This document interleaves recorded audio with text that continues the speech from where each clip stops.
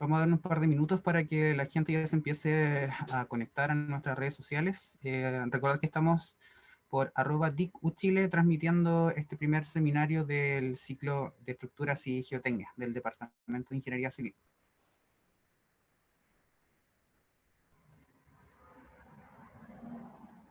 Perfecto.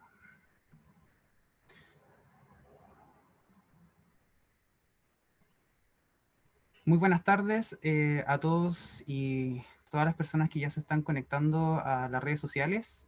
A nombre del Departamento de Ingeniería Civil de la Facultad de Ciencias Físicas y Matemáticas de la Universidad de Chile, saludamos a todos y todas las personas que nos acompañan y les damos la bienvenida al ciclo de seminarios de estructuras y geotecnia.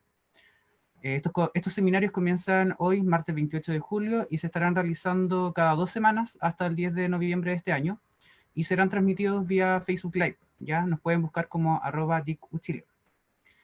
En el día de hoy nos acompaña el profesor Rafael Ruiz, quien obtuvo en el año 2004 el grado de ingeniero mecánico otorgado en la Universidad Simón Bolívar en Venezuela. Posteriormente, en el 2007, obtuvo un grado de maestría en ciencias en la misma institución. Cuenta con un doble doctorado de la Pontificia Universidad Católica de Chile y la Universidad de Notre Dame en Estados Unidos. Entre el 2006 y el 2011, se desarrolló como profesor en la Universidad Simón Bolívar en Venezuela, y desde el 2016 trabaja como profesor asistente en el Departamento de Ingeniería Civil en la Universidad de Chile. Adicionalmente, el profesor Ruiz es director del Grupo de Cuantificación de Incertidumbres de la Facultad y miembro del directorio de la Sociedad Chilena de Mecánica Computacional. Profesor, ¿cómo está? Muy buenas tardes. Para que dé el primer saludo al público que ya se está conectando a las redes sociales. Lo Hola, hola. escuchamos. Para... Muy buenas tardes. Gracias también por la oportunidad de transmitir esta charla que ojalá sea de interés, ¿no? a las personas y pueda aportarle, aunque sea unas direcciones, unas directrices en el área de simulaciones computacionales, que es un poco la intención de la charla. Perfecto. Muchas gracias, profesor Rafael.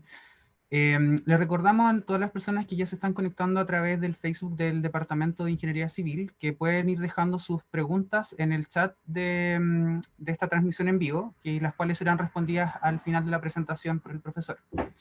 Ya en el día de hoy tenemos una pregunta que el profesor plantea en su presentación. ¿Puedo estar seguro de que mis simulaciones computacionales son las correctas? El uso de software computacionales en ámbitos de la ingeniería ha alcanzado niveles masivos. Nunca antes en la historia se había dispuesto de una capacidad de simulación y cálculo tan avanzada como la existente en la actualidad. Sin embargo, a medida que estas capacidades computacionales llegan a un público más amplio, surge la pregunta si estamos preparados como usuarios para realizar simulaciones correctas. Para responder a este interrogante, es necesario definir lo que entendemos como simulación correcta, y podemos adelantar que este concepto tiene aristas diferentes, pero se abordará una definición de cara a aplicaciones ingenieriles. En este sentido, nos centraremos en el uso de técnicas basadas en la verificación, validación y cuantificación de incertidumbres, para proponer una serie de pasos que ayuden a disminuir la interpretación incorrecta de resultados y permitan aumentar la calidad de las predicciones realizadas.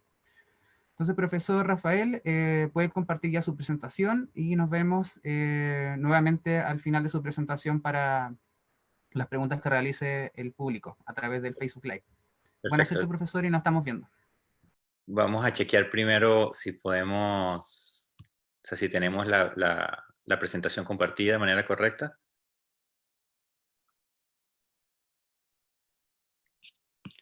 Ok, vamos entonces a empezar. Efectivamente, como dijimos, como dijimos en la presentación, vamos a hablar entonces sobre una pregunta, ¿no? Una pregunta que es atingente a estos tiempos que estamos viviendo, que tiene que ver con el uso de simulaciones computacionales en el ámbito de la ingeniería, ¿no? Y entonces se plantea una pregunta, esa pregunta yo la cambié ligeramente porque no me entraba la pregunta original en la presentación, así que perdón por eso, pero el sentido es la misma, que se basa en cuán seguro puedo estar de que lo que yo estoy simulando computacionalmente corresponde a una solución que es adecuada, ¿no? Entonces, una de las primeras líneas que nosotros vamos a atacar es justamente, o tiene que ver justamente con ese concepto adecuado.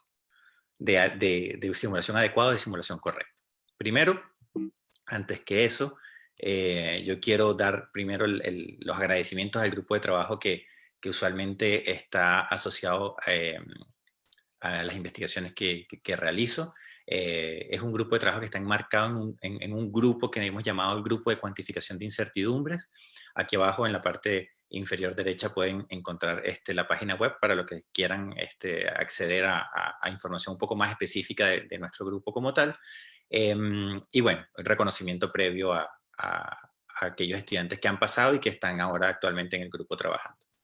Entonces, bueno, retomando la conversación inicial sobre la pregunta de qué es una simulación correcta, ¿no? Entonces, lo primero que llama la atención es eso, ¿no? Lo que nos debería a nosotros llamar la atención es qué es correcto, qué es lo que nosotros entendemos por correcto.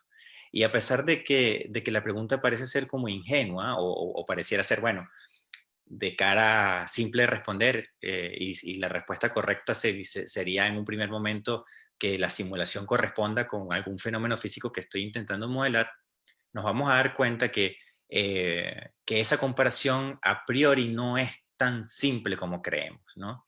Y principalmente eso tiene que ver con que el fenómeno físico que yo estoy observando, yo tengo que transmitirlo o grabarlo de alguna manera a través de experimentos que se realizan de manera lo más objetiva posible. Y prácticamente esos experimentos siempre conducen a tener que utilizar sensores que en muchos casos necesitamos o debemos estar seguros de que esos sensores tienen un nivel de ruido o un nivel de calidad aceptable para el fenómeno que yo estoy midiendo. Entonces ese fenómeno físico no está exento a tener errores, ¿no? Y también otro tema que vamos a ver más adelante va a tener que ver con la repetibilidad de esos experimentos, ¿no? Cuán repetible es un experimento. Y en ese sentido, entonces, cuando yo hablo de comparación de fenómenos físicos respecto a simulación, yo tengo que empezar entendiendo de que los datos que yo tengo de un fenómeno físico pueden estar sujetos a errores y que la simulación que yo estoy realizando también puede estar sujeta a errores. Entonces esa comparación, si la hacemos ciego, creyendo que el resultado de la simulación es correcto y que los datos que yo tengo de un fenómeno físico son los reales, son, digamos, representativos del fenómeno físico, y si yo no garantizo esas dos cosas iniciales al comparar ambos resultados, yo empiezo a tener problemas, ¿no? Pero digamos que la idea de fondo de lo que es una simulación correcta amerita tener que comparar resultados de una simulación contra digamos, resultados empíricos o observaciones realizadas a nivel práctico, ¿no? A nivel experimental. Entonces cuando uno empieza con estas ideas, ¿verdad? Uno le queda la sensación en la actualidad de que con el uso masivo de software computacionales para realizar simulaciones, ya sean comerciales, libres, hay un montón de opciones, o software, inclusive software desarrollados de manera propia, ¿no? De cada uno de ustedes puede desarrollar un código para hacer ciertos cálculos. Empieza a surgir como una especie de matriz de opinión que se ha instalado en los medios, de que los ingenieros van a ser reemplazados, ¿no? Y basta con colocar en Google la palabra will engineers y la autocompletación es impresionante. La autocompletación pueden ser reemplazados por robots, pueden ser reemplazados por inteligencia artificial, serán necesarios en el futuro, serán siempre necesarios, pueden ser automatizados, van a ser obsoletos, y es impresionante cómo la mayoría de esas salidas de una búsqueda rápida en Google, pues nos da a nosotros nos revela una especie de matriz de pensamiento en la cual nosotros estamos creyendo de que en una vuelta 5 a 10 años, inclusive 20 años, las computadoras o los robots en general van a sustituir los ingenieros, ¿no? Y entonces eso es súper primero, llamativo, ¿no? Desde un punto de vista, digamos así, grueso, ¿no? Bien alejados de lo específico. Y después llama la atención de que esta pregunta que yo coloco acá es una pregunta recursiva que yo recibo prácticamente una vez a la semana. ¿Por qué está malo si la computadora me dio el resultado? y pareciera que no concuerda con lo anterior. Es decir, si yo creo que en 5 años las máquinas van a sustituir a los ingenieros, ¿por qué yo entonces tengo a los ingenieros preguntando por qué sus resultados están malos? ¿Verdad? Entonces, pareciera haber una contradicción allí. Y si ustedes entonces empiezan a hacer búsquedas en Google sobre errores de simulación, se van a dar cuenta que hay una cantidad de información enorme sobre cómo evitar errores en las simulaciones. Entonces, esto le coloca más tierra al asunto, ¿no? Es como que por un lado, entonces, nuevamente creemos que los ingenieros pueden ser reemplazados en el corto plazo, pero después tenemos un montón de ingenieros preguntando que no sé de dónde, no sé por qué mis simulaciones no dan como yo quiero que den, ¿verdad? Entonces eso es llamativo. Y parte de esa confusión o parte de esas dos visiones digamos, del mismo ámbito que es, digamos, las simulaciones a nivel de ingeniería o predicciones hechas por simulaciones computacionales en ingeniería, lleva a darse cuenta de que nosotros como colectivo, ¿verdad? Ya sea de ingenieros o de profesionales o inclusive académicos, no hemos logrado comprender la diferencia real entre un humano y una computadora. Llámese computadora a un algoritmo para desarrollar algo, a métodos de cálculo, a software de cálculos computacionales en ingeniería. Y vamos a ver que el humano y las computadoras compiten y ganan en ámbitos que son completamente distintos, ¿sí? Por una parte, las computadoras están desarrolladas o tienen una habilidad enorme para resolver problemas aritméticos, matemáticas, hacer operaciones. Entonces, nosotros como humanos jamás le vamos a poder ganar a una computadora en hacer operaciones, ¿no? De sumas, restas, multiplicaciones, etc. Tampoco vamos a ganarles en almacenamiento de información. Pudiéramos decir que las computadoras tienen mucha más memoria que nosotros, ¿sí? Y después tampoco le podemos ganar a una computadora en hacer cosas simultáneas. La computadora tiene una capacidad de multitarea muy por encima de la que puede tener un humano. Entonces, eso por una parte lo que es una computadora, o es un robot, o es un algoritmo, o es un software. Por otra parte están los humanos, ¿verdad? Entonces, ¿los humanos en qué ganamos? Los humanos ganamos porque tenemos una capacidad de innovar, cuyas computadoras no pueden hacer. Nosotros podemos tomar decisiones, cosa que una computadora no puede hacer. Y nosotros podemos tomar decisiones con información previa y sin información previa. Es decir, un humano ante una posición nueva que nunca ha estado antes expuesta, el humano puede tomar una decisión sobre ese escenario. Y por otro lado, el humano expresa creatividad. El humano puede crear cosas que no existen. Una computadora de ninguna manera, ¿sí?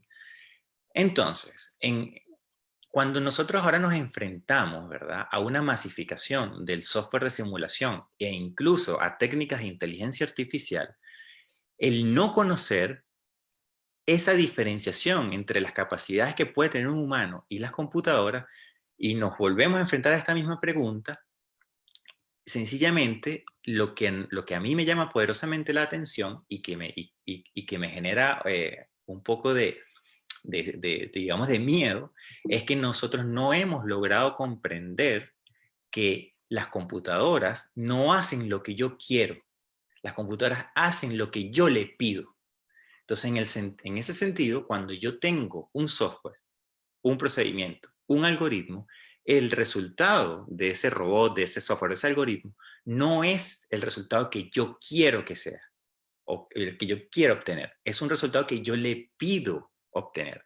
De esa manera, el resultante, digamos, de ese proceso siempre va a ser correcto, porque la computadora no se equivoca jamás. La computadora te va a dar a ti lo que tú le estás pidiendo, ¿sí?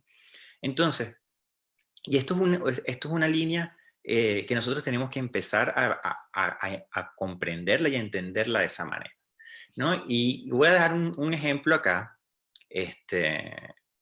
del campo de la inteligencia artificial solamente para darnos cuenta de qué es lo que estoy hablando. En la inteligencia artificial existen un montón de algoritmos, pero hay uno de digamos, de las ramas de la inteligencia artificial es realizar clasificación. Por ejemplo, yo puedo entrenar un algoritmo de tal manera que él pueda hacer clasificación.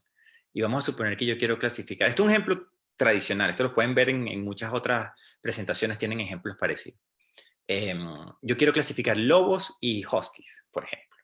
Se parecen, entonces yo quiero tener un algoritmo que yo le dé una foto de un perro y él me diga, esto es un lobo o esto es un husky.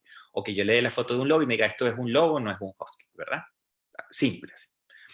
Entonces, ¿cómo se hacen este tipo de cosas? Bueno, yo doy un montón de información que yo digo como usuario que es correcta, ¿verdad? Es decir, la línea superior, la fila superior son lobos, la fila inferior son huskies, y yo le digo, mira, algoritmo, esto es lo que yo estoy llamando lobo, esto es lo que yo estoy llamando husky. Haz tu entrenamiento para que me predigas ante una nueva entrada si esto es un lobo o es un husky. Yo lo hago, perfecto, y empiezo a probar. El algoritmo lo entreno, está entrenado y yo empiezo a darle ahora fotos. Ok, aquí tienes una foto, dime qué es. Ah, entonces es un lobo. Ah, es un husky. Entonces yo como usuario estoy tentado, ¿verdad? A decir, perfecto, mira, coincidió en las pruebas que yo realicé, coincidió.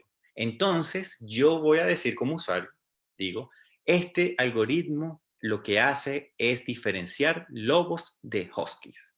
Y lo lanza al mercado. Hasta que llega alguien, ¿verdad? Y dice, ¿verdad? ¿Será del todo cierto? Voy a ver qué sucede si coloco un chihuahua en la nieve. Ah, y de repente sale categorizado como lobo. Y tú dices, ey, ey, ey, ey, ¿por qué como lobo? ¿Verdad? Y resulta que si nos damos cuenta, en estas fotos que yo utilicé para realizar el entrenamiento, el factor común de las fotos no es solamente que hay lobos, sino que, por ejemplo, en las fotos de arriba hay sutilezas, como por ejemplo que los 3 lobos que están, bueno, 4 lobos que están en nieve. ¿Sí? Entonces, yo al final, si estoy clasificando con fotos, yo no sé si estoy clasificando fotos que tienen nieve o fotos que tienen lobos.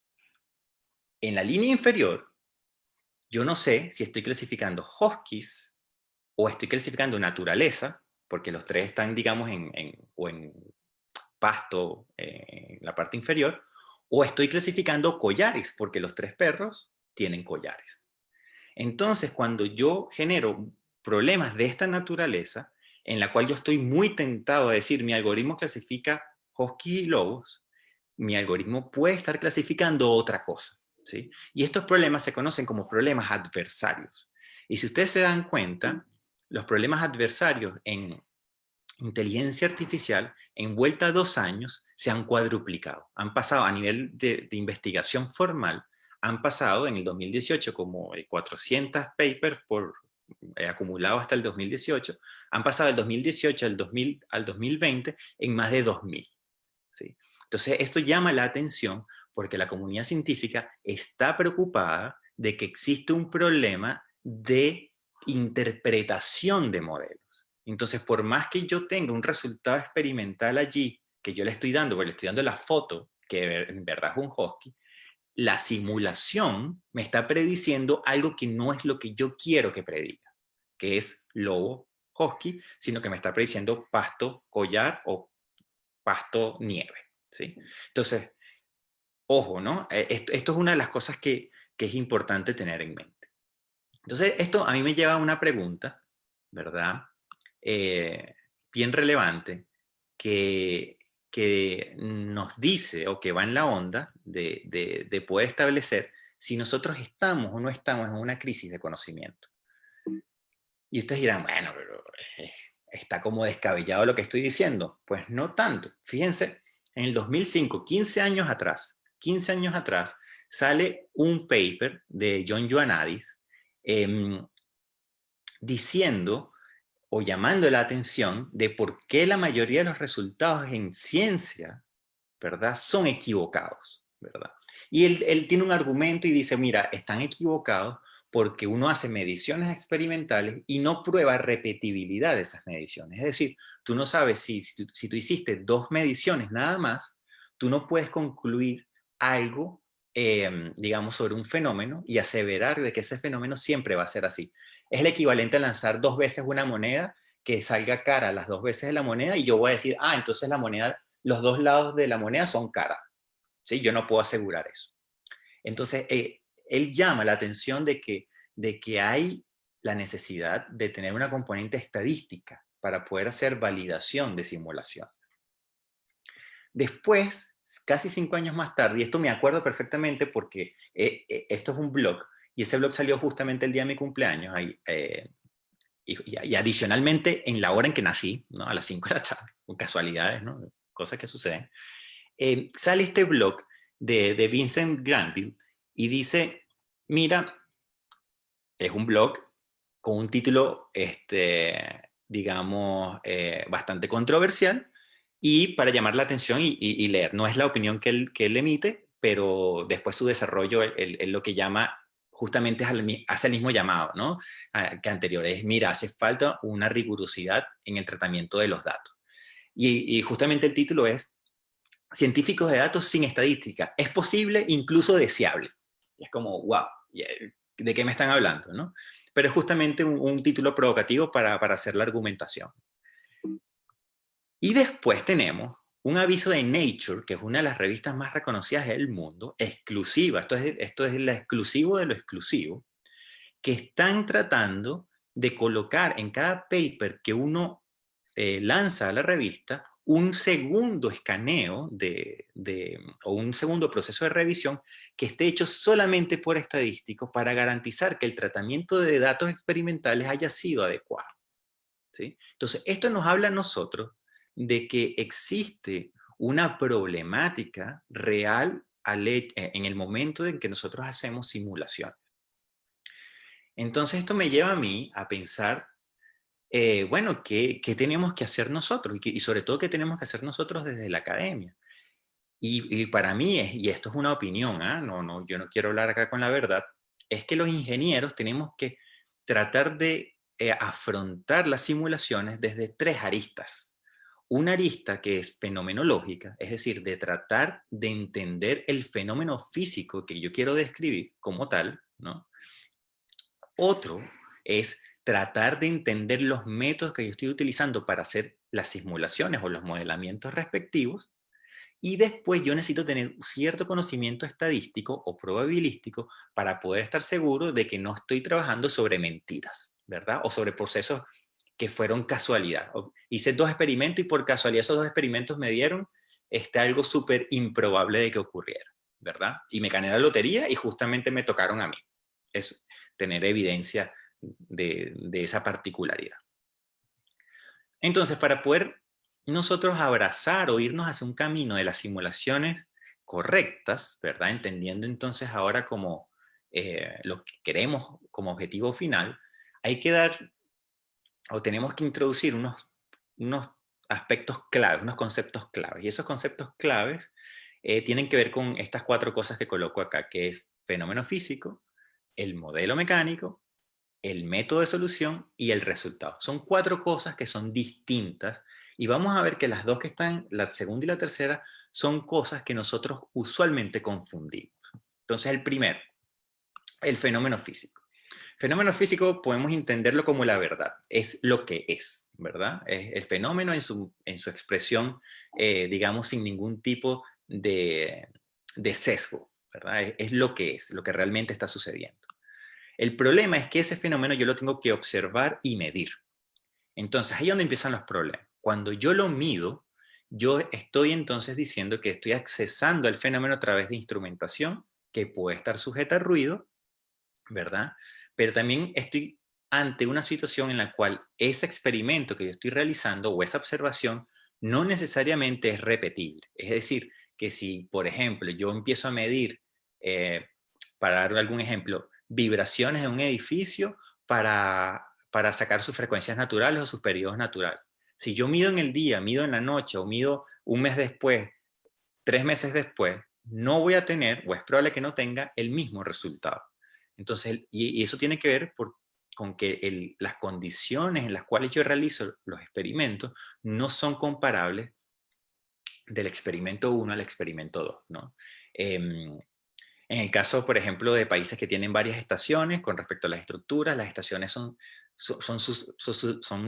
digamos, introducen un efecto sobre, digamos, la dinámica estructural que uno puede observar, sobre todo en identificación de de propiedades dinámicas, ¿no? Entonces es un factor que uno tiene que estar alerta de que eso puede suceder. Entonces aquí el mensaje que yo les quiero llevar a ustedes, lo que les quiero transmitir es que los experimentos que yo realizo están sujetos a variabilidad. Yo no puedo tomar los datos experimentales como la verdad. Yo tengo que asumir que esos datos son imprecisos sobre el fenómeno físico. Y tengo que tener mucho cuidado de que esos datos sean de verdad representativos del fenómeno físico. Ok, segundo punto. El segundo punto es el modelo mecánico. Y el modelo mecánico se define usualmente como las suposiciones que yo realizo sobre el fenómeno. Entonces, yo ahora lo que voy a hacer es tomar decisiones. Ojo aquí con el tema de las computadoras humanas. Yo lo que voy a hacer es tomar la decisión de qué suposición voy a tomar para hacer una descripción de ese fenómeno físico. Entonces, yo aquí voy a decir, bueno, voy a trabajar con un continuo. Voy a trabajar con un continuo en una dimensión, en 2 dimensiones, en 3 dimensiones. Voy a hacer suposiciones cinemáticas de esta manera. Voy a tomar relaciones constitutivas lineales o de largas deformaciones. O voy a hacer un balance de calor o no voy a introducir el calor como una variable adicional. Aquí, por ejemplo, cosas de este estilo es, bueno, voy a utilizar, quiero modelar una viga y esa viga voy a decir que se comporta con la hipótesis cinemática de Euler-Bernoulli. O voy a utilizar una teoría de placas de Kirchhoff-Love. Cosas de ese estilo, ¿no? Eso es lo que significa el modelo mecánico. Sin embargo, muchas personas, cuando trabajan sobre todo con elementos finitos o CFD, muchas personas confunden el modelo mecánico con la técnica de la solución de ese modelo mecánico. En el caso, por ejemplo, de una viga y de un problema de elasticidad, el modelo mecánico sería un modelo de viga Euler-Bernoulli, por ejemplo. Mientras que el método para resolver ese modelo es el elemento finito, ¿no? Por ejemplo. Entonces aquí tenemos un ejemplo sobre el modelo mecánico. ¿Y qué es un modelo mecánico? Entonces aquí tenemos, por ejemplo, un balcón que está en voladizo. Entonces yo puedo modelar eso en un D continuo, ¿verdad? Que sería el primer caso, una viga en un continuo unidimensional. Puedo hacer una viga bidimensional o puedo hacer una viga tridimensional. Pero si a mí me interesa solamente, por ejemplo, la deflexión en el extremo, yo también pudiera tener el último modelo, que sería una masa puntual con un resorte, y ese modelo me serviría a mí para alcanzar mi objetivo, que sería encontrar la deflexión. Ahora, si yo quisiera calcular los esfuerzos dentro de ese balcón, yo sí tengo que adoptar alguno de los 3 modelos anteriores, ¿no? Ya sea el de viga unidimensional, bidimensional o tridimensional.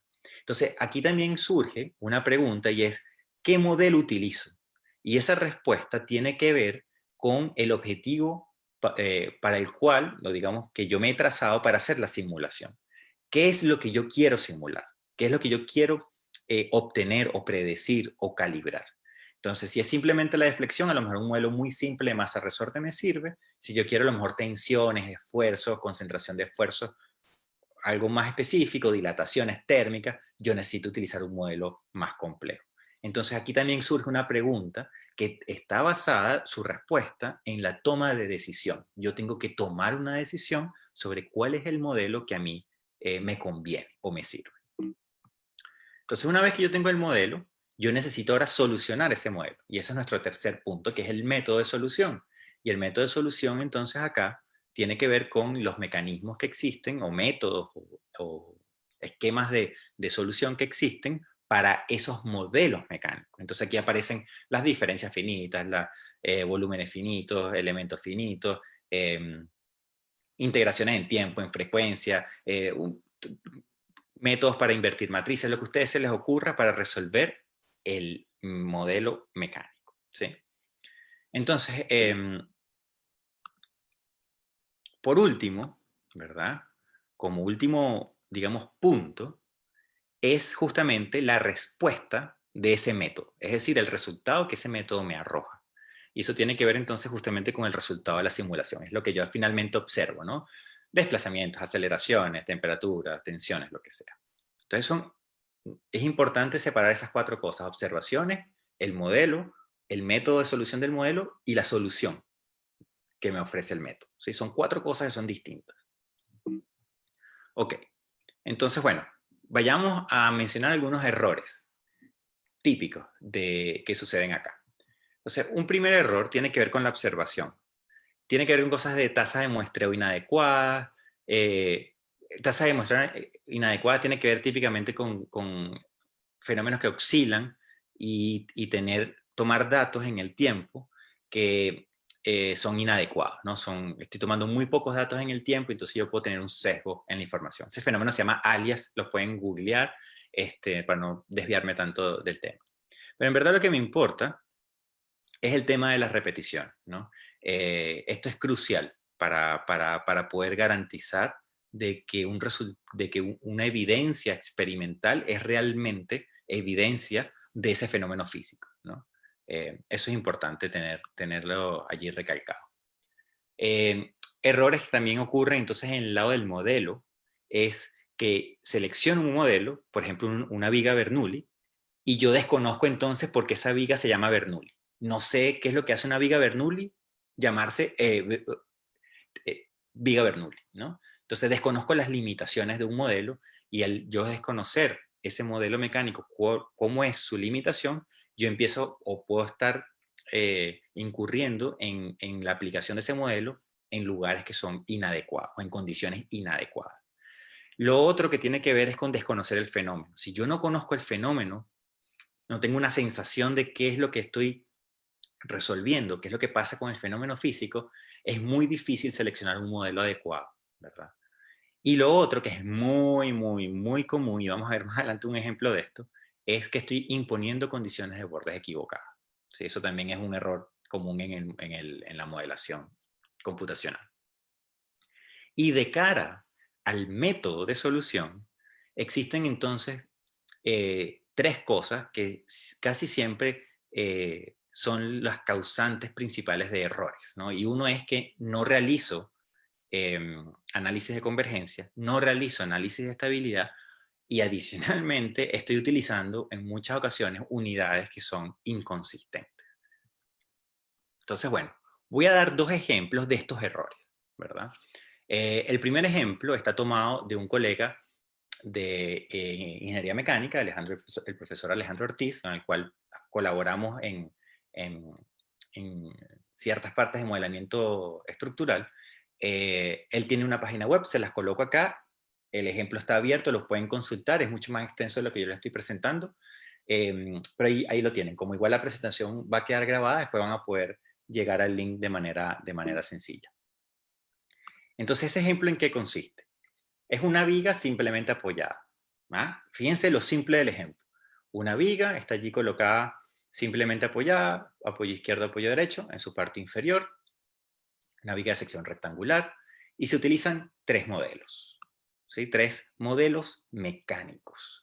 Un primer modelo que está basado en elementos unidimensionales, viga Bernoulli, ¿verdad? Un elemento bidimensional basado en cuadriláteros de 4 nodos. Ese elemento se calcula con tensiones planas y deformaciones planas, es decir, son dos modelos mecánicos, uno con deformaciones planas y uno con tensiones planas, y después tenemos un modelo que es tridimensional, ¿verdad? Con hexágonos de 8 nodos. Y vamos a ver qué sucede con las soluciones de esto. La viga está sometida, no como dice acá que es una carga puntual, sino una carga uniformemente distribuida. Y los resultados son estos que están acá. En la vertical es de flexión, horizontal el número de elementos que yo estoy utilizando en mi simulación. Entonces, la primera línea que está acá arriba es el modelo unidimensional, o corresponde al modelo unidimensional, comparado con un modelo analítico Euler-Bernoulli. Y vemos que ese modelo de elementos finitos, de unidimensional, con elementos Euler-Bernoulli,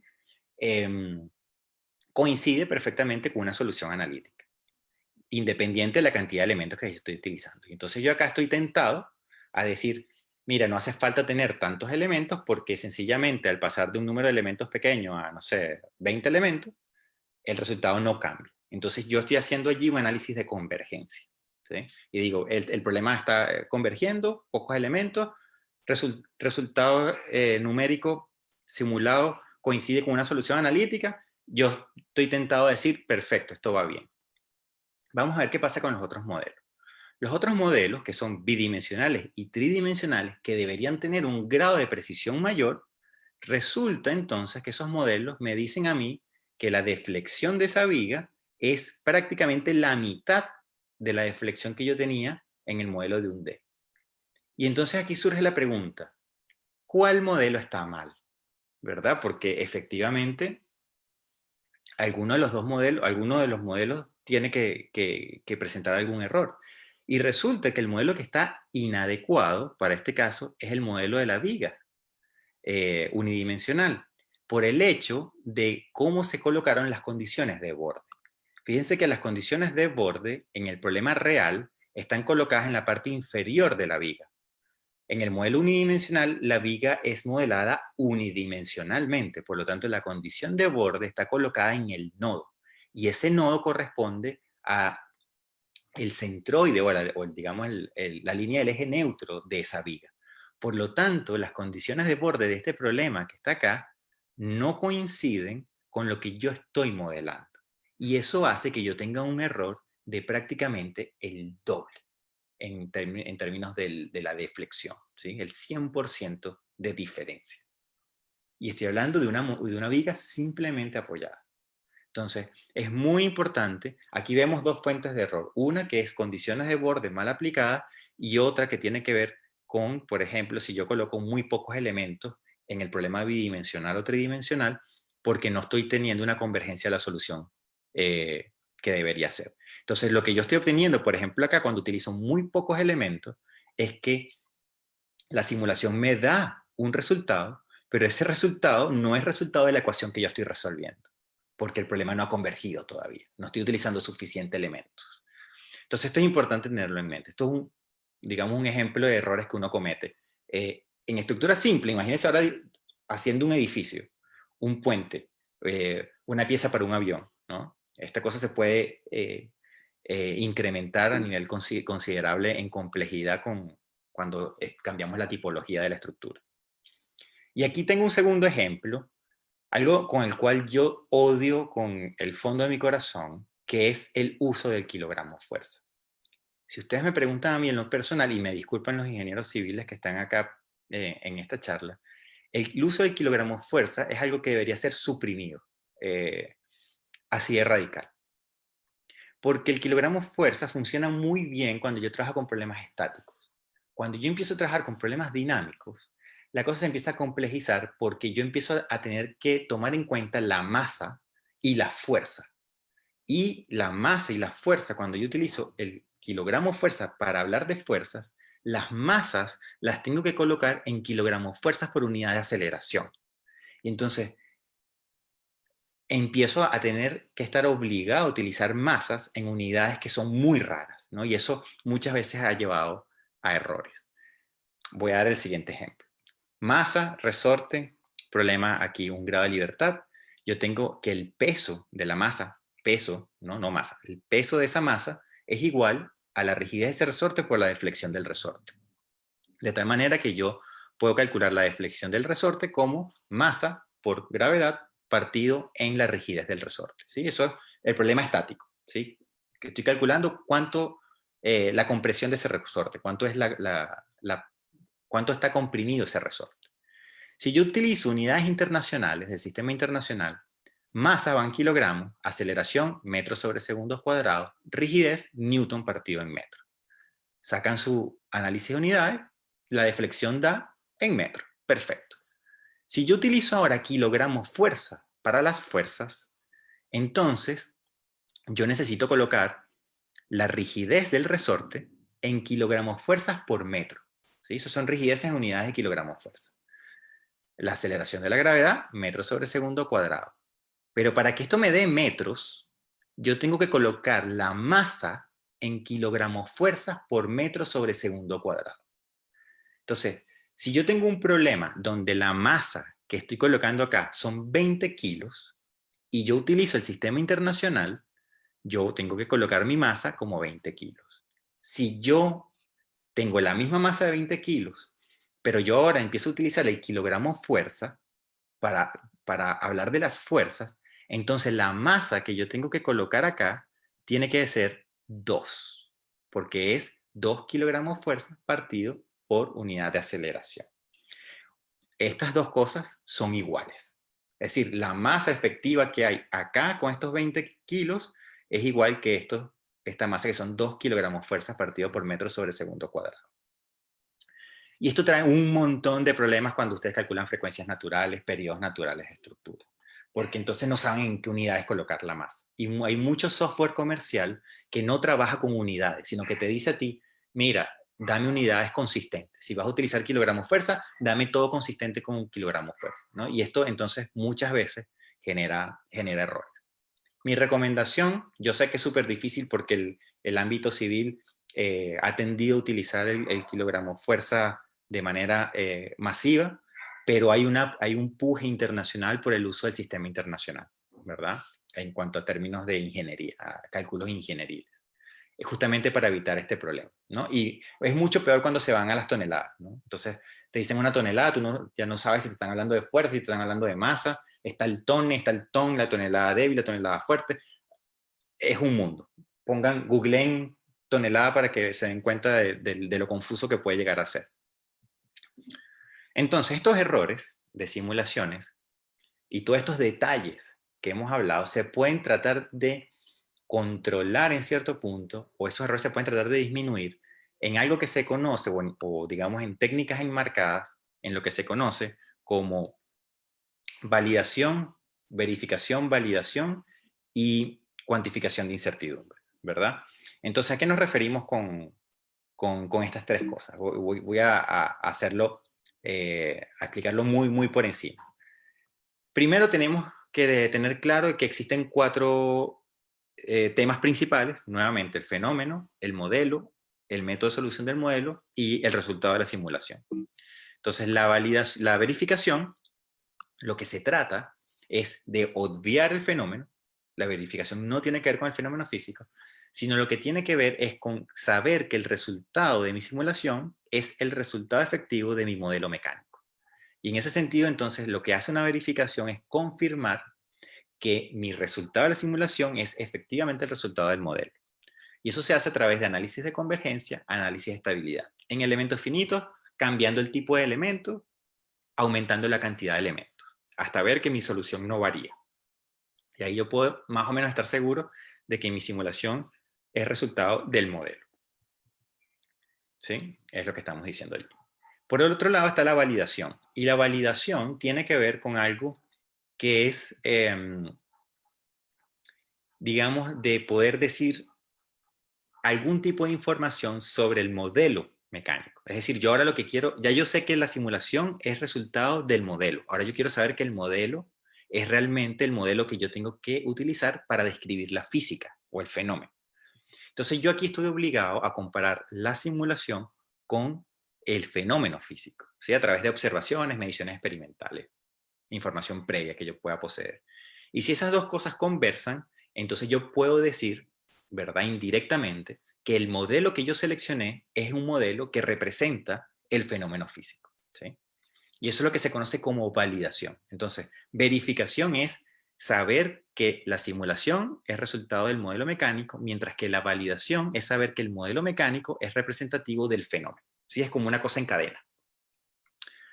El problema surge en que empiezan a haber preguntas. Y una de las preguntas tiene que ver, bueno, si mi observación tiene variabilidad, ¿cómo yo comparo una simulación contra una observación que tiene variabilidad? ¿Sí? ¿Cómo yo hago esa comparación? Después yo también tengo otro problema y es, bueno, si yo tengo dos modelos mecánicos, uno más simple, uno más complejo, ¿cuál de los dos selecciono? ¿Verdad? Para compararlo con ese resultado experimental. Después, bueno, si yo tengo aparte de variables que no puedo controlar, ¿cómo yo incorporo ese no control de esas variables en mi predicción hecha en la simulación? Y después yo tengo un último problema y es, bueno, si yo tengo estructuras que son muy grandes, como en el caso de ingeniería civil, y yo no tengo cómo hacer una prueba experimental, ¿verdad? Antes de realizar, digamos, el diseño final, ¿qué hago? Tengo que ir ciego, ¿verdad? O sea, si estoy haciendo un edificio, yo no puedo construir un edificio, probarlo experimentalmente para después construir el definitivo, ¿no? Em, entonces, esas preguntas dan paso a lo que se conoce como cuantificación de incertidumbres. Y esa cuantificación de incertidumbres ayuda a resolver esos problemas que surgen en la validación. La cuantificación de incertidumbre es un tema súper amplio y aquí voy a nada más dar por encima a lo que se refiere. La cuantificación de incertidumbre se encarga de 4 cosas, a grueso modo. La primera es de propagar incertidumbre. Entonces vamos a asumir que yo tengo un modelo mecánico, una viga, y esa viga tiene unos parámetros, ¿verdad? Que son módulo de elasticidad, densidad, geometría.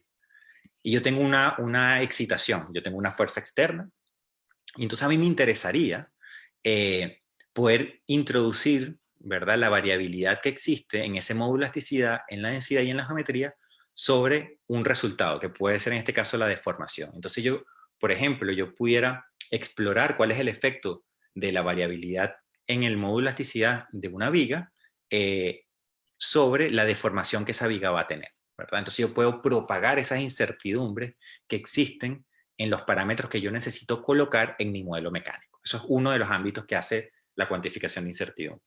Lo otro que hace es estudiar la sensibilidad. Entonces, una vez que yo digo que la variabilidad en la deformación es elevada, a mí me interesa saber cuál de estos 3 parámetros es el mayor, digamos, el parámetro que contribuye en mayor medida a la variabilidad de esa deformación. Entonces yo puedo saber de esos parámetros cuáles son los más importantes, ¿verdad? Y entonces que hay técnicas, los famosos índices de Sobol, el análisis basados en gradientes, y que yo puedo utilizar en conjunto con los métodos de propagación, ya sean métodos analíticos, métodos basados en Monte Carlo, ¿no?, en simulaciones estocásticas. Otra cosa que se puede hacer desde la cuantificación de incertidumbre es la calibración de modelos. Entonces yo puedo tener mediciones experimentales de fuerzas de formación y yo ahora lo que me planteo es tratar de inferir cuáles son estas propiedades basándome en esa observación. Y así yo puedo entonces calibrar mi modelo mecánico contra observaciones realizadas. Y otra cosa que me permite a mí realizar esa calibración, digamos, o extender esa calibración un paso más, es a través del uso de, por ejemplo, lo que se conoce como análisis o inferencia bayesiana, donde yo puedo ahora tener diferentes modelos con grados de complejidad distintos, por lo menos una viga unidimensional, una viga bidimensional, un modelo de viga bidimensional o un modelo tridimensional, y yo puedo entonces, haciendo el ajuste para cada uno de ellos, yo después puedo seleccionar cuál es el modelo más simple, es decir, el menos complejo, que mayor precisión tiene. Y yo puedo entonces seleccionar ese modelo basándome en ese criterio, ¿no? Entonces, volvamos a la pregunta inicial. ¿Cómo simulo yo correctamente? Entonces, yo aquí coloqué un diagrama simple, relativamente simple, de cosas que yo necesito tratar de hacer para disminuir esos errores. Entonces, lo primero es tener el fenómeno físico. Vamos a suponer acá, yo tengo un puente grúa, está construido, ese fenómeno físico está allí. Tengo entonces información de ese fenómeno, hago pruebas experimentales. Yo me tengo que plantear la pregunta, ¿para qué quiero simular? Yo puedo simular para ver deflexiones máximas, esfuerzos máximos, en fin. Pero necesito saber hacia dónde voy, qué es lo que yo quiero simular. Después yo tengo que hacer la recopilación de información, problemas previos, ejemplos previos que se hayan resuelto, información experimental que yo tenga de ese sistema, y luego yo paso a hacer un dibujo, ¿verdad? Un CAD de mi problema físico que quiero modelar. Entonces, una vez que yo tengo el CAD, una vez que yo tengo el dibujo, yo empiezo a seleccionar mi modelo mecánico. Entonces yo parto por un modelo simple. Yo tengo una viga, voy a partir por una viga Euler-Bernoulli. ¿Qué hago? Bueno, ahora yo decido cómo la resuelvo. ¿Cómo resuelvo yo esa viga Euler-Bernoulli? Yo digo, bueno, lo voy a resolver por elementos finitos. Hago la simulación. Tengo mi resultado de la simulación. Y ahora ese resultado de la simulación lo tengo que verificar. Es decir, tengo que hacer un análisis de convergencia y de estabilidad para garantizar que el número de elementos que estoy utilizando me da a mí el resultado del modelo que yo estoy resolviendo. Y una vez que yo tengo esa simulación verificada, yo hago la validación. Y entonces la validación lo que hago es, tomo el resultado numérico, la simulación, y la comparo contra los resultados experimentales. Y aquí yo tengo que hacer una calibración, ¿sí? Es decir, yo no voy a esperar de que yo exactamente utilicé en mi simulación el módulo de elasticidad, que es justamente el módulo de elasticidad que tiene esa viga. Yo voy a estar cerca, pero no voy a saber exactamente el mismo módulo de elasticidad. Entonces yo puedo hacer esa calibración de esos parámetros. Después, ¿qué puedo hacer? Yo puedo empezar a incrementar la complejidad de mi modelo. Yo puedo tener ahora un modelo que sea bidimensional, tridimensional, y hago exactamente lo mismo. Cuando yo tengo entonces todos los modelos calibrados, yo puedo entonces a través de los métodos de inferencia bayesiana, cosas que son súper, digamos, de alto nivel, eh, o aplicar otro tipo de selección de cuál es el modelo que a mí me conviene utilizar en términos de cuál es el que corre más rápido, el que me ofrece resultados más exactos, el que me permite compensar complejidad y precisión. Y ese modelo seleccionado, yo entonces para mejorar las predicciones a futuro, yo voy a hacerle propagación de incertidumbre. Es decir, voy a empezar a tomar en cuenta, bueno, ¿qué pasa ahora si ese módulo de elasticidad incorporo la incertidumbre que yo tengo acá en esta calibración? ¿O qué pasa si yo ahora cambio la posición de la carga? Entonces yo puedo hacer esa propagación de incertidumbre, ¿verdad? Y esto funciona súper bien siempre y cuando yo tenga la estructura ya construida. ¿Sí? Recuerden que nosotros partimos de nuestra estructura construida. Entonces, ¿qué pasa si esa estructura no está construida? Y ahí la cosa se complejiza un poco más, porque yo tengo entonces que va a empezar sin un modelo en el cual, o sin un fenómeno en que yo pueda tener resultados experimentales. Entonces yo tengo que empezar derechamente con un modelo mecánico que va a pasar entonces por el mismo proceso de verificación. Y después, cuando yo tenga el resultado de esa simulación, como yo no puedo validar contra nada, porque tengo mi estructura está en diseño, no la puedo construir para validar mi modelo, yo lo que sí puedo hacer es tratar de modelar estructuras que sean similares, que sí hayan o que sí estén construidas y que sí estén validados esos modelos. Entonces yo puedo partir de esos modelos que ya están validados para otro tipo de estructuras parecidas, utilizarlos para hacer mi predicción, mi simulación, pero como yo no he podido construir la estructura para hacer pruebas, entonces yo lo que estoy es obligado a hacer una propagación de incertidumbre sobre las posibles incertidumbres que uno cree que hayan ahí. Cambios en el módulo de elasticidad, cambios en las condiciones de borde, cambios en la geometría, cambios en la cantidad de fuerzas que estén externas. Y una vez que yo construyo mi diseño, yo estoy obligado, ojalá, a realizar pruebas experimentales y poder entonces calibrar mi modelo original que utilicé para ese diseño y saber efectivamente de que ese modelo es representativo de esa estructura que yo diseñé, ¿no? Esto debería ser, digamos, el marco en el cual nosotros deberíamos actuar. Por ejemplo, aquí yo tengo diferencias de periodos naturales de edificios en Asia, eh, diferencias entre lo medido y lo estimado computacionalmente. Y nos damos cuenta que todos estos puntos deberían estar sobre la línea eh, negra que está allí en diagonal, y hay errores que son considerables, hasta el 30-40%. ¿Sí? En periodos naturales. Entonces imagínense, ¿no? Por esto es importante, una vez que yo construyo algo, tratar de medirlo y poder calibrar mis modelos y poder explicar qué es lo que está sucediendo con mi modelo. Y por eso es que es importante que el ingeniero tenga esa capacidad de entender el fenómeno, de entender los métodos y de entender la estadística. ¿Sí? Y justamente eso es lo que nosotros, y aquí ya estamos terminando, es lo que nosotros hemos tratado de hacer con el grupo de cuantificación de incertidumbre. Nosotros estamos tratando de darle apoyo en esta parte de incorporar la variabilidad sobre las predicciones, ¿no? Y hemos hecho con el grupo de trabajo unos, digamos, avances importantes, por ejemplo, calculando probabilidad de falla en materiales compuestos, en laminados, o por ejemplo, propiedades mecánicas en materiales piezoeléctricos, fatigas en cables accionados por viento, diseños de amortiguadores o de sistemas de control de vibraciones para edificios ante terremotos, de laminación en placas de materiales compuestos, generación de registros sintéticos, de registros sísmicos sintéticos, curvas de atenuación e inclusive selección de tolerancias de manufactura para hacer piezas mecánicas. ¿no? Entonces, esto es un abanico bien amplio de lo que nosotros estamos haciendo dentro del grupo de cuantificación de incertidumbre. Y por último, bueno, les dejo un resumen, como a nivel de conclusiones, de qué es lo importante a la hora de simular para tratar de disminuir errores, en el sentido de que yo necesito saber para qué estoy simulando, yo necesito buscar información previa de estructuras parecidas que ya hayan sido validadas, saber cuáles son esos modelos, seleccionar esos modelos, verificar la solución, validar la solución, seleccionar el modelo que a mí me interesa o que me conviene y hacer una propagación de incertidumbre sobre ese modelo ya calibrado para poder aumentar la predictibilidad de ese sistema. Entonces, esto es más o menos lo que yo les tenía preparado el día de hoy para, bueno, a lo mejor responder algunas preguntas y ojalá haber dado algunas directrices entre los cuidados que tenemos que tener a la hora de hacer simulaciones computacionales.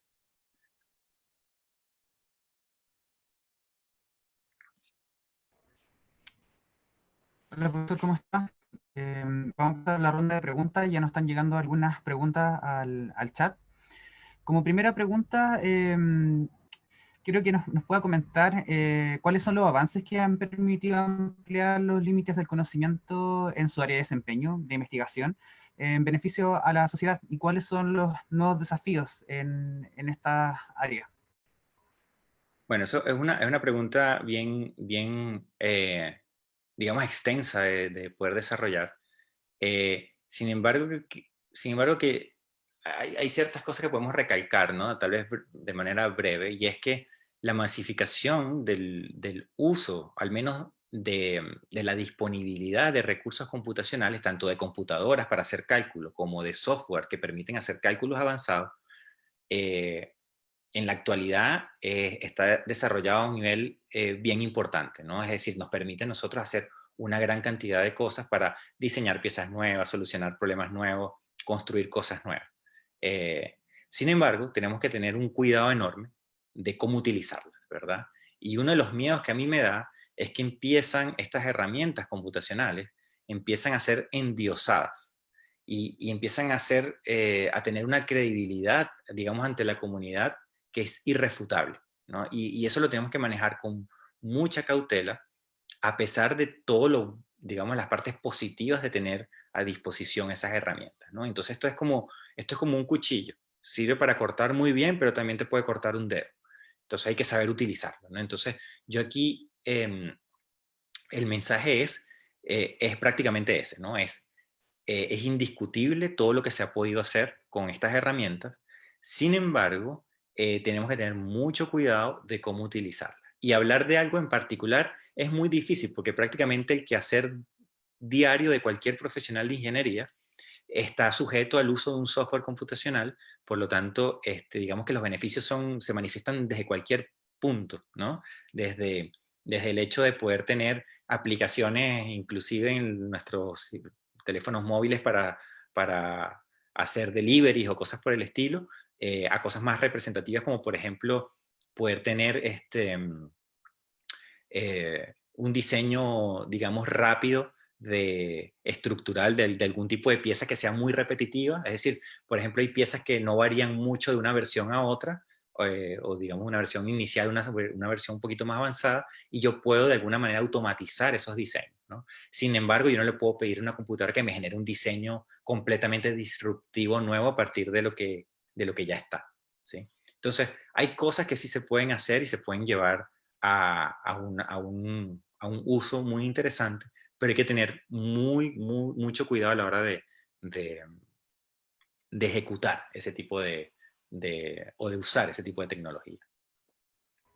Muchas gracias, profesor. Ya tenemos algunas preguntas del público también. Francisco Edo nos pregunta lo siguiente.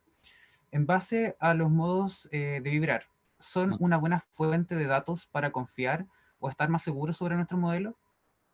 Sí, absolutamente. O sea, y nuevamente depende. Aquí la respuesta siempre va a ser depende. Depende. Si tus modos están, si tú les crees a los datos que tienes de los modos experimentales, bien. Pero la pregunta inicial es esa. ¿Esos datos experimentales estás seguro que son representativos del modo, de la estructura real? Porque si no estás seguro, ahí ya no tiene sentido hacer el resto, ¿sí? Y doy un ejemplo. Cuando tú mides frecuencias naturales, en estructuras, por ejemplo, metálicas, tú te vas a dar cuenta que son altamente susceptibles esas frecuencias naturales a la temperatura ambiental. Entonces, si tú mides de día, mides de noche, te van a dar números distintos. Y si mides en invierno o mides en verano, te van a dar números distintos. Entonces, uno tiene que tomar en cuenta ese tipo de cosas para saber en qué rango te estás moviendo cuando tú tienes resultados experimentales y después poder utilizar eso como información para estar seguro de que tu simulación es adecuada, ¿sí? Pero indiscutiblemente, toda información, cuando tú no tienes información, cualquier información es infinitamente mejor a no tener nada. Y uno lo tiene que tratar de ir tendiendo hacia el uso de la mayor cantidad de información posible que te permita estar a ti seguro sobre un diseño como tal, ¿no? Y efectivamente, los modos de vibración junto con las frecuencias naturales, si tú lo que quieres es calibrar el comportamiento de un sistema, te dan súper bien. Si tú quieres detectar daño en un sistema, no tanto. Hay otro tipo de cosas que tú puedes utilizar para detectar daño de una manera más eficaz que un modo de vibración. Entonces, depende de lo que tú quieras hacer. De todos modos, porque si las preguntas se extienden mucho, un poco la intención de haber colocado la página web del grupo es que ustedes después puedan contactarnos, ¿no? Allí aparece la información de cómo hacernos llegar preguntas, inquietudes por correo y con gusto las podemos responder también. Muchas gracias, profesor. Tenemos una pregunta de Kevin Wilcarema. ¿Qué bibliografía recomienda para análisis de cuantificación de incertidumbre? Bueno, eso es, no es sencillo responder eso y siempre me ha parecido injusto, ¿no? Cuando uno está de este lado, que también uno escribe bibliografía, también es injusto referenciar unas y otras no, ¿verdad? Entonces, es como difícil. Ahora, la cuantificación de incertidumbre tiene un problema no menor, y ese problema tiene que ver con que no es de fácil digestión inicial. Es decir, la puerta de entrada no es nada amigable. Y eso es algo que nosotros también estamos tratando de cambiar desde nuestro grupo, ofreciendo cursos electivos que sean introductorios al menos al lenguaje de lo que es cuantificación de incertidumbre. Cuantificación de incertidumbre está basada en probabilidad principalmente, no solo, pero tiene una componente probabilística muy importante. Por lo tanto, hay mucho conocimiento técnico necesario para poder irnos hacia esa dirección. Para no hacer publicidad aquí a nadie, le pido por favor que me escriba por correo, si es posible, y yo le puedo hacer llegar unas recomendaciones de bibliografías que más o menos pueden ser introductorias a este tipo de cosas, para no hacer aquí publicidad masiva a mis colegas y a otros no. Muchas gracias, profesor. Carlos Calvo Cortés Monroy nos pregunta, profesor, excelente, bueno, primero que todo felicita, excelente presentación. Tengo una sugerencia y una consulta. La sugerencia es que quizás sea valioso hacer la distinción entre calibración y validación de un modelo numérico, y la duda es respecto a los análisis de incertidumbre y sensibilidad en base a su experiencia. ¿Cuáles han resultado ser los mejores métodos?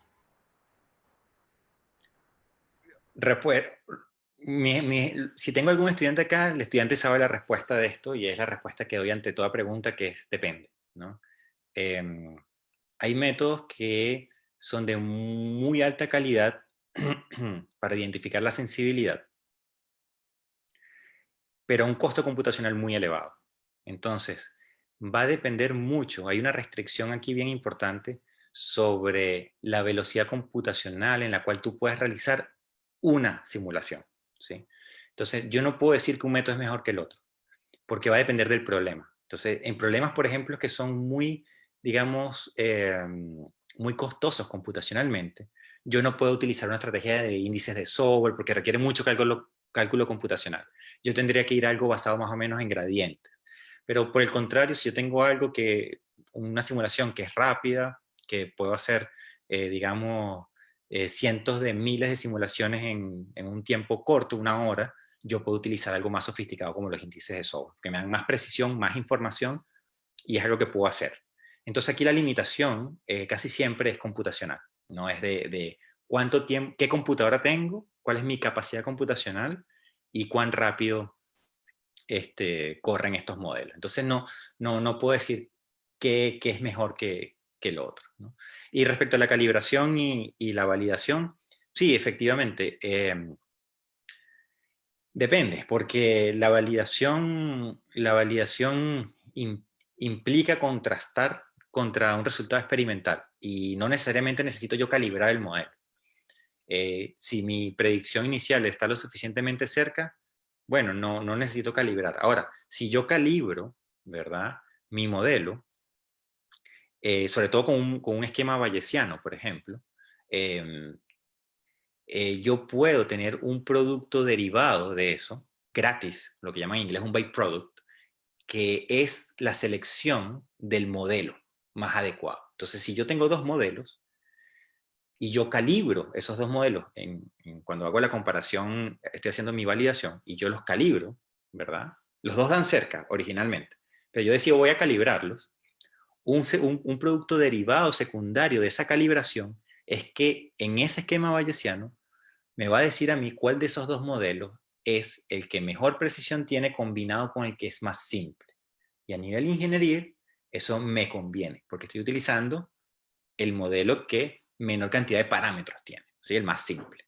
Entonces, sí, eso, digamos, son algunas luces que se pueden dar al respecto. Rodrigo Chambers consulta, ¿existe alguna estimación de la repercusión del proceso de calibración de resultados dentro de los recursos destinados dentro de un proyecto? Uy, no sé bien a qué va la pregunta o cómo responderla. En verdad, no entiendo muy bien la pregunta, pero em, a ver, si puedo dar algún comentario sobre que la tendencia clara, ¿verdad? En un futuro cercano, es a que la validación la haga un computador, es decir, automatizar, perdón, la verificación la haga un computador, de tal manera de uno no preocuparse por análisis de convergencia ni estabilidad. Tratar de garantizar, el software eventualmente comercial va a tratar de garantizar de que el resultado va a ser resultado del modelo. Pero en términos de validación, eh, las técnicas, o sea, las formas de validar son tan diversas y son tan problema a problema que van a depender del proyecto, de la magnitud del proyecto, de la accesibilidad a construir piezas, de la accesibilidad a información previa que sea similar. Entonces es muy difícil dar un comentario sobre una guía general o una estimación de un proceso de validación porque depende mucho problema a problema. Entonces, no sé, hago la invitación nuevamente a hacer una comunicación directa y poder a lo mejor entablar una conversación más específica sobre ese problema y dar un comentario más orientado a lo que quiere, a la problemática que quiere resolver, ¿no? Vamos a ir terminando la última pregunta. La realiza Eugenio Guerra. Dice, hola, para las simulaciones que han realizado, me imagino por el equipo que usted lidera, Ujú. ¿les basta con equipos de escritorio o están utilizando algún clúster o algo por el estilo? Sí, nuevamente se van a aburrir de mí, la respuesta es depende. Eh, Depende, tenemos un clúster que hemos estado construyendo a medida de que ha pasado los últimos 3 años en el departamento civil. Tenemos un clúster pequeño, no es una cosa enorme.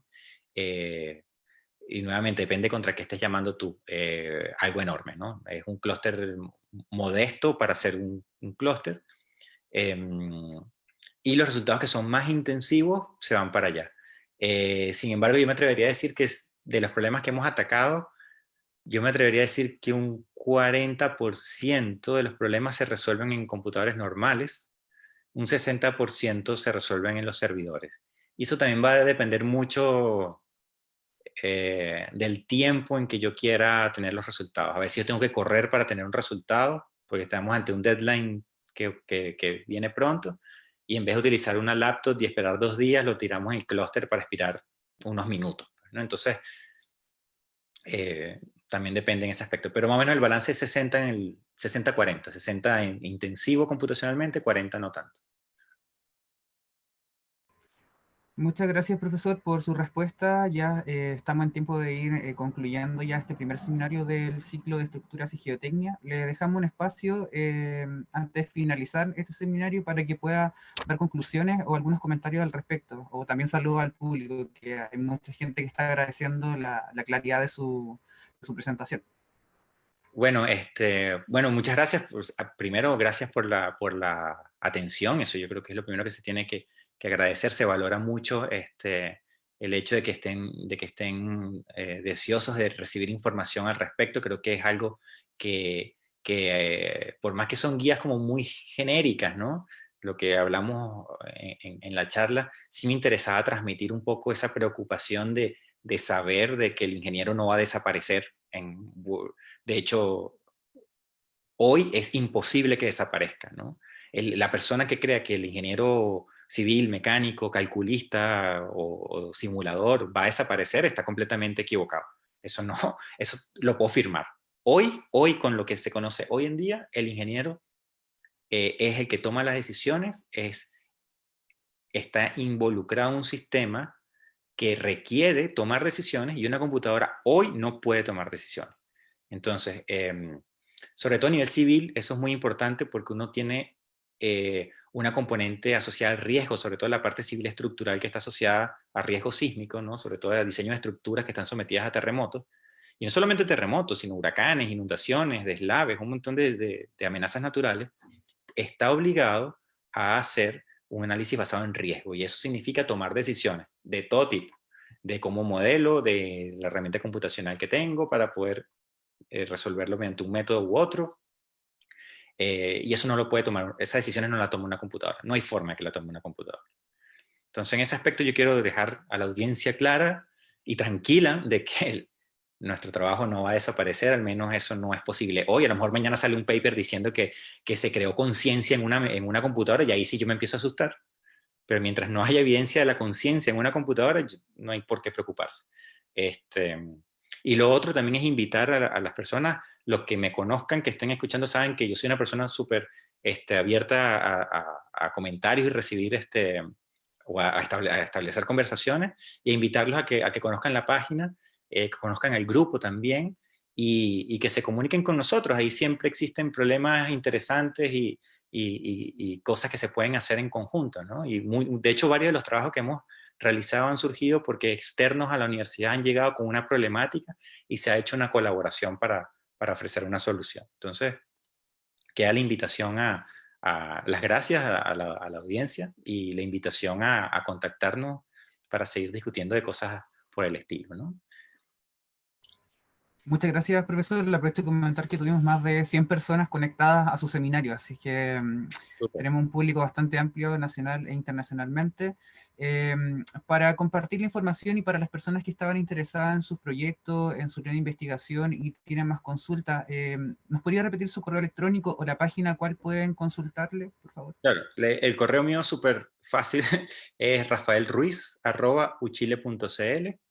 ¿Sí? Rafael Ruiz sin puntos ni nada, sino todo seguido, rafaelruiz@uchile.cl, y la página de nosotros del grupo es uq-uchile.com, ¿no? De todos modos, yo creo que ustedes pueden googlear, si no, Rafael Ruiz, Universidad de Chile, y ahí pueden llegar, o ya sea al grupo de incertidumbre, de cuantificación de incertidumbre, o a la página del departamento. Así que ahí me pueden contactar sin problema. Por LinkedIn también me pueden contactar. Así que bienvenidos todos. Muchas gracias, profesor. Con esto damos por finalizado ya el primer seminario del área de estructuras y geotecnia. Le aprovecho de comentar también al público que pueden volver a revisar este seminario, como comentaba el profesor Rafael Ruiz, en nuestro canal de YouTube. Nos pueden buscar como @ticuchile y este video ya estará disponible el día de mañana en nuestro canal de YouTube. También los voy a dejar invitados para nuestro próximo seminario, que lo estará dictando el profesor Leonardo Mazzone, el martes 11 de agosto a las 14:30 horas, vía también nuestro Facebook Live, también como @ticuchile. Y el seminario lleva por nombre Diseño de edificios encaminados, perdón, a una respuesta resiliente. Así que lo dejo invitado para en 2 semanas más volver a conectarnos a esta misma hora por @TICU-Chile con estos seminarios que estamos realizando con nuestros académicos y académicas del Departamento de Ingeniería Civil. Profesor, me despido, muchas gracias por su tiempo y felicitaciones por su presentación, todo muy claro y impecable. Así que nos estamos viendo en una próxima ocasión. muchas gracias por la oportunidad. Chao, chao.